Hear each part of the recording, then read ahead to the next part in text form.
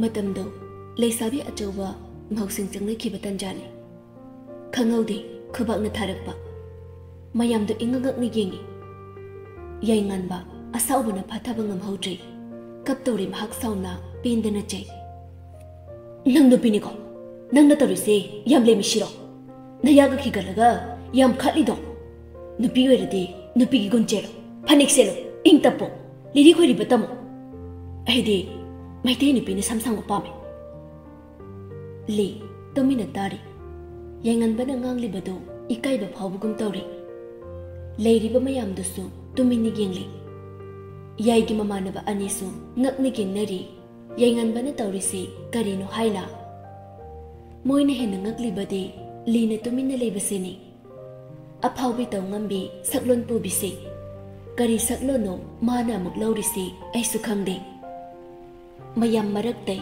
nupa amana usitana oi hero sabanang nupi sigi kanano aduke maphau saiduba yainganbana ai magi vf ne nakedoge habano le yainganbada khanging yengi yainganbana tumi leyone ingit tare e nupa amana mo nang yam phawrade fight line peri peri tawbudu yainganba khangi phagi ta thoi ma sa hawjikta nungai raktre lengaube noi jangu li kemte khomlamde chenchin khri tombi di thamoi kairi yainganbagi wahaida lona ngaujoba hawbuda ngairi thamoi machet tare yainganbaga mamanaba anega lamba sem sakhri phuthaba hawrai yai hoigi party na moi tara muktu phudai yainganbana he no egi lida meeting karang changber hangkana hek yinglamba yainganbaigi idi khangdoni le imungda changlaga pena kape pinkina nupe nang ekhoida walot ba le kapna ai mangonda ahenbo akal khan kibalaite mana dum tawrakani su ekhangthi subnagi classmate aina tumi leido ai mayamangde ikaibai haifam khangnabane tombina pinki da tapna li taroidaba mawongda nupe ngasai nupa do ekhoi li se pamba male mawong matawdo over chale hoine aisu khaline friend ama chamna oirasu adumakti tawroine kanaroida angau bisina su yaroida bada madi bamol nupa koini tawleidudi nanau papi ge bisalo nang amase tarati hatokhrani tombi bamol nupini mutak tawraga rasi adum lei pinki su mutak tawraga mayang kangi lidi mi ngawi ahum du heking bada lina tongantai tombi kanada su haidri matom tumina nungsi phongau da budu lotkhri mama nabi ani da su tam khitri momon minuk na awaba thamoi chaina phomkhri ahum ni chanba nume nongdam banang su nupa sigi michang da leibra haina de uroi khangba mi sina maheli amuksu thabal mafam da thengnari le nakanda pinki da wa ama hairaga nokpagum kanna penjana thawai tana nokli yengli amasu thawai tana penjana yenganba lebu yenganba thabal chungba haiba nate adubu li manakta changjali tapna ligi makhut pai adubu lidi somda wa kan hairi nakanda kana pairi kana lei haiba khangjaba nate le nok tana onthorakpani khangpek khangi khanglaw lawi yai kainu ngaube pinki yenganbagi nakanda paishali le pinki dangak ni yengduna le pinki yam khangna badawna ka wari sai oi nangdi kai ming ko ba yengan ba le ta handabi tapna pinki da chirol tawi le gina yaisa asi haraga michi khachali pinki ngakna kuini ro le taraduna sat khomi pinki nang yai sangse pam haira oi haijelu pamlati pharaga oirasu leidoni hairaga ani du da yenglaga wan thakai matom tanu e pura angawbini lese mini yengbada angawbi mali lede bha phakri तोम्बीदी असेंगी ओइरबोई खंदना मतोमता पुंखलदा खंजनख्री मरीनी चनबा नुमितनी पिंकीना ले AB हंगसिरा Leena ओइने हंदुकसे अदुगा मिखाइसे कमाय हंगसिगे अममम हंगसे अइगिना तोम्बी तोम्बी हंगे लीना हाइपागा सारदना तोम्बी की Facebook हंगबीरी पिंकीना थोई अप्रैल हंगे पिंकी की सुहांगी last ली तुमिन ले मागिदो कमायना हंगसे खालीबनीदो ली मंगांग हाइन हांगी माई माई थोपा phone दु येंगलगले अमुकसु मतोम मतोम तनो ए अहुमदो अयेंग बमीनदे मित नारनी यौसंगसु लोइरे स्कूल कानर ए नोंगम नोंगमगी येंगनबना लीबु पामजै खंगलई लीदा ngawjaba pamjaba nupa kaya masu leiribani adubu ligi mawongda haiba ngamnadrini yaida ngawjaba nupi sidi lida sauningbana loiri libu nongma haidana singkhre break matamdani li lairik ama paiduna istiar karakpani magido ojagi manakta chatluba mali sak yamna kakpa class 10 gi linda yaida ngawjaba nupini lindana ओए अंगा नंगाइको लेखमदे senior ओइबै मा केम हाइदबनी फुनिंग बनदि लोइरबनी नना पंग्रहा ओसिट्रिरो नंगिसा के हाइगे चा लिंदा होय party ना करीम नना नोके हाइगे नरगा के हाइगे चे काइना करीम नरगा नोक्शली ले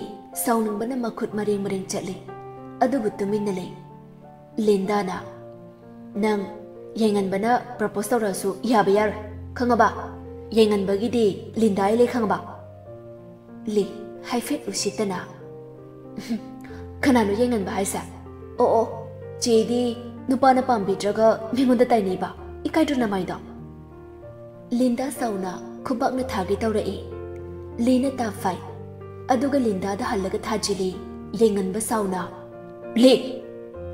li thausa de linda yengan ba ubada kisan na re peri peri ga tawradana kapngang tawraga haire ipak pak da khai pau tame linda na ya lina ngonda khubak thai mana yai nung siba yaroi na phuine yai lida munne yengi adubu li thausa de machil wal haifet chinglaga nokmi leire usitta bai mongda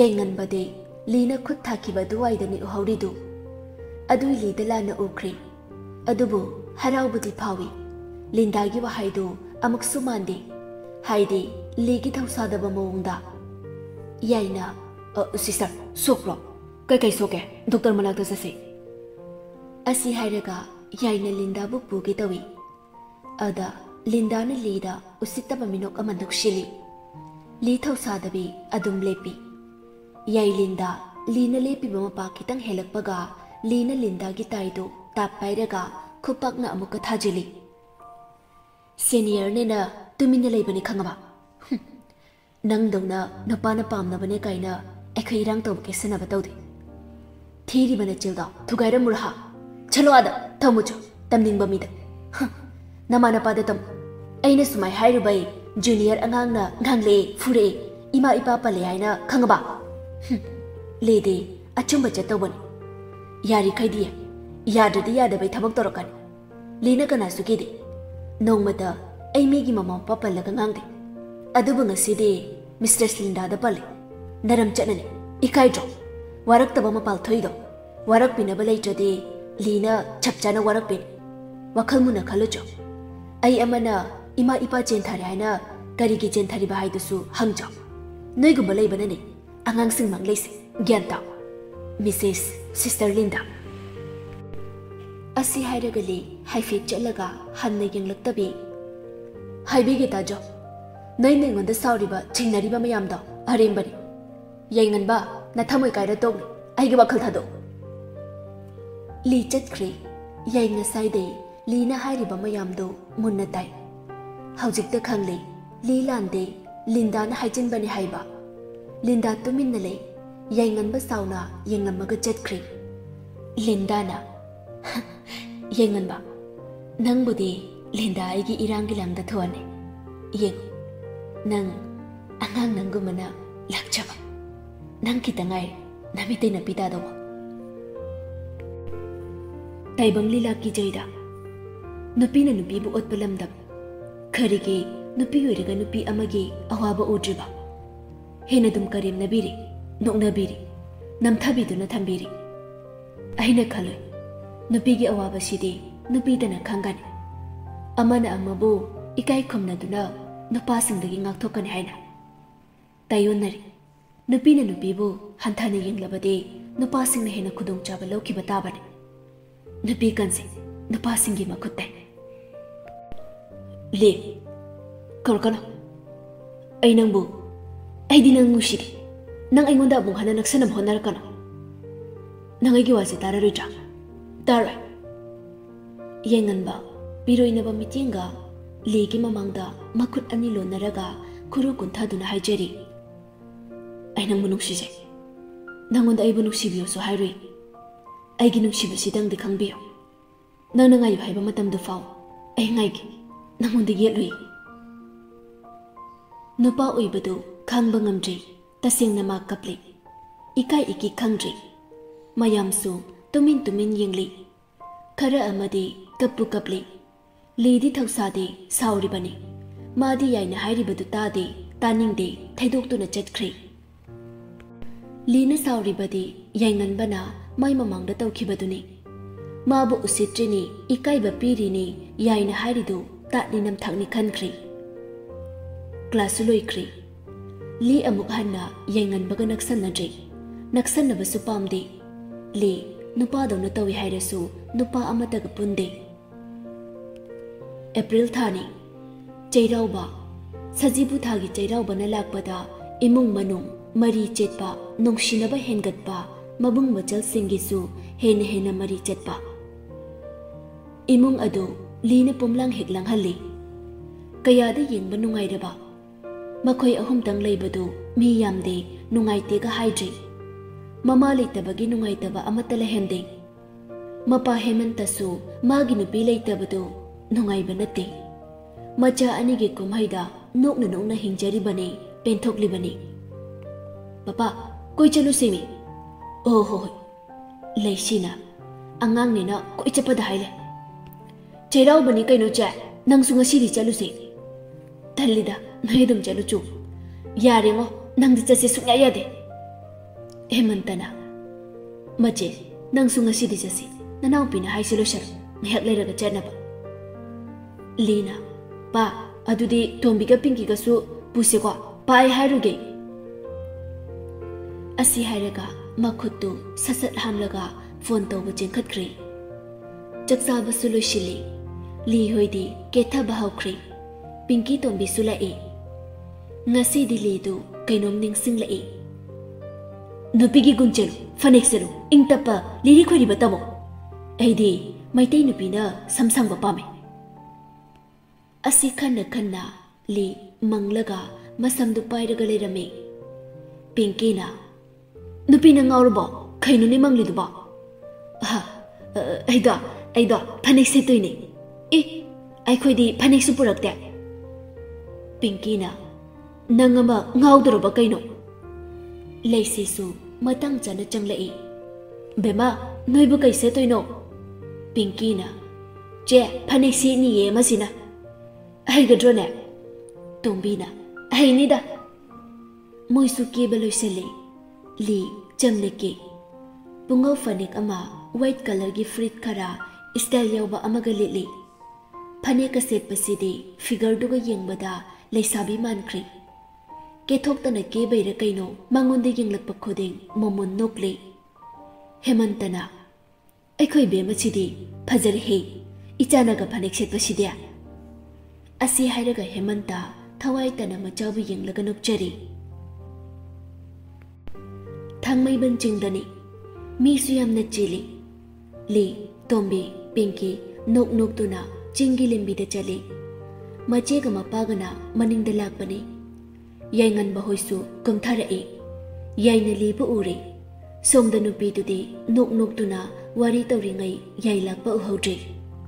Li, ली फत येंगलई अदुबु मपा यावबना केमता खुमलमदबी याइदा हन्ना येंगलमदबी थैदोक्तुना चटखी पिंकी का तोंबीगदी अनीदुगी इंगित इरांग केमता खंगबा नत्ते तिंगक तिंगक येंगदुना लेरी तोंबीदी याइंगनबा उबदा थमोय तनिक तनिक Lowry वारोबसु सुम सुम हेनगलई मतोमता पेंदबना थली याई लीना चटखिबदु येंगलगा लेहवी पिंकीना नुपे नंग गाउब्रो याइंगनबना कविदो खुंबा याद्रो मी इकाइरमनी नंगना तविदो canoe नुपे मै वापलकनुदा तानिंगदे तोंबीना नुपी कैनुमी नोई वारिसे कैनोमनी असेंग भायो माना कई हाइनो नुपी नंग अखोगे स्कूल पुंदेना वालोतबा लोतीबा आई होरेन हाइगेबा यारिसे फोटो कापसे लीसु क्वेश्चन सेनादुना लेरिबा लिंदा